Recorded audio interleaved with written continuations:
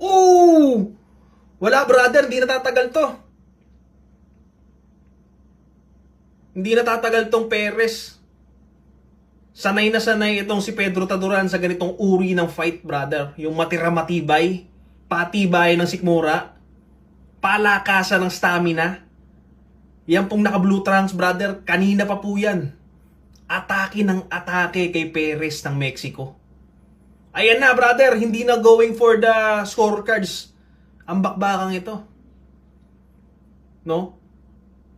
Dahil ilang beses nang pinapabagsak ni Pedro Taduran yung kalaban. Pangatlong beses, apat na beses na ata eh. Oo! Wala na to! Bagsak yung kalaban, si Perez. Ngal-ngal, brother. Ngal-ngal yung kalaban.